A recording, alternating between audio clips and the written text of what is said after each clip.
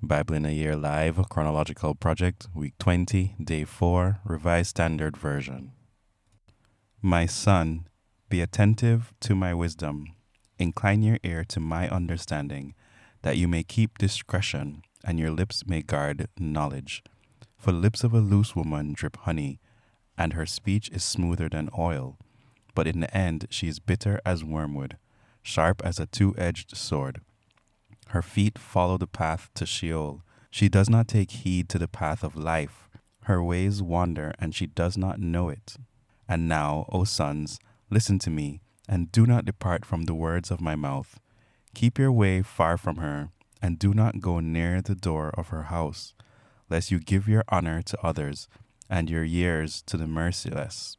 Lest strangers take their fill of your strength, and your labors go to the house of an alien.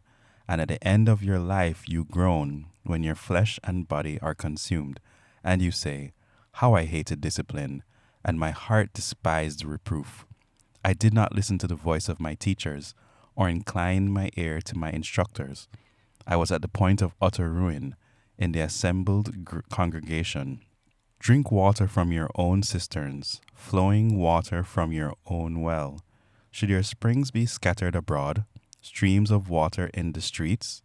Let them be for yourself alone, and not for strangers with you. Let your fountain be blessed, and rejoice in the wife of your youth, a lovely hind, a graceful doe. Let her affection fill you at all times with delight. Be infatuated always with her love. Why should you be infatuated, my son, with a loose woman, and embrace the bosom of an adventuress? For a man's ways are before the eyes of the Lord, and he watches all his paths. The iniquities of the wicked ensnare him, and he is caught in the toils of his sin. He dies for lack of discipline, and because of his great folly he is lost. My son, if you have become surety for your neighbor, have given your pledge for a stranger, if you are snared in the utterance of your lips, caught in the words of your mouth, then do this, my son, and save yourself, for you have come to your neighbor's power. Go, hasten, and importune your neighbor. Give your eyes no sleep, and your eyelids no slumber. Save yourself like a gazelle from the hunter, like a bird from the hand of the fowler.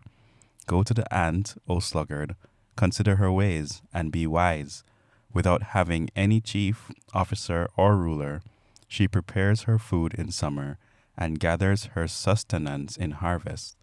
How long will you lie there, O sluggard? When will you arise from your sleep? A little sleep, a little slumber, a little folding of the hands to rest, and poverty will come upon you like a vagabond, and want like an armed man. A worthless person, a wicked man, goes about with crooked speech, winks with eyes, scrapes with his feet, points with his finger, with perverted heart devises evil, continually sowing discord. Therefore, calamity will come upon him suddenly. In a moment he will be broken beyond healing. There are 6 things which the Lord hates, 7 which are an abomination to him: haughty eyes, a lying tongue, and hands that shed innocent blood, a heart that devises wicked plans, feet that make haste to run to evil, a false witness who breathes out lies, and a man who sows discord among brothers. My son, keep your father's commandment, and forsake not your mother's teaching. Bind them up upon your heart always. Tie them about your neck. When you walk, they will lead you. When you lie down, they will watch over you. And when you awake, they will talk with you. For the commandment is a lamp, and the teaching a light, and the reproofs of discipline are the way of life, to preserve you from evil women, from the smooth tongue of the adventuress. Do not desire her beauty in your heart, and do not let her capture you with her eyelashes. For a harlot may be hired for a loaf of bread, but an adulteress stalks a man's very life. Can a man carry fire in his bosom, and his clothes not be burnt? Or can one walk upon hot coals, and his feet not be scorched? So is he who goes into his neighbor's wife. None who touches her will go unpunished. Do not men despise a thief if he steals, to satisfy his appetite when he is hungry? And if he is caught, he will pay sevenfold. He will give all the goods of his house. He who commits adultery has no sense. He who does it destroys himself. Wounds and dishonor will he get. His disgrace will not be wiped away. For jealousy makes a man furious, and he will not spare when he takes revenge. He will accept no compensation, nor be appeased though you multiply gifts. My son, keep my words and treasure up my commandments with you. Keep my commandments and live. Keep my teachings as the apple of your eye. Bind them on your fingers. Write them on the tablet of your heart. Say to wisdom, you are my sister, and call insight your intimate friend, to preserve you from the loose woman, from the adventuress with her smooth words.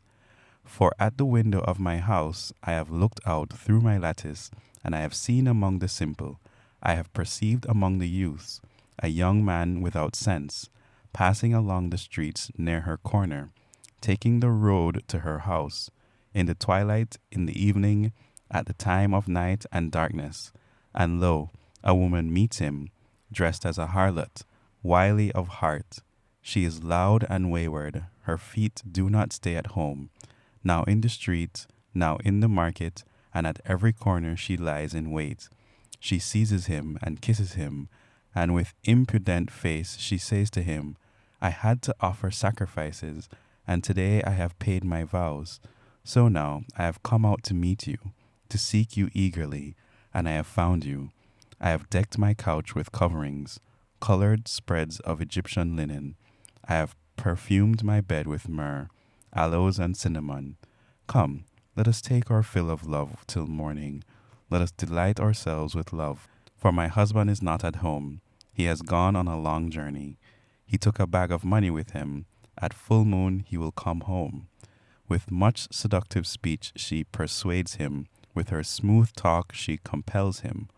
All at once he follows her, as an ox goes to the slaughter, or as a stag is caught fast, till an arrow pierces its entrails. As a bird rushes into a snare, he does not know that it will cost him his life. And now, O sons, listen to me, and be attentive to the words of my mouth. Let not your heart turn aside to her ways, and do not stray into her paths. For many a victim has she laid low, yea, all her slain are a mighty host. Her house is the way to Sheol, going down to the chambers of death.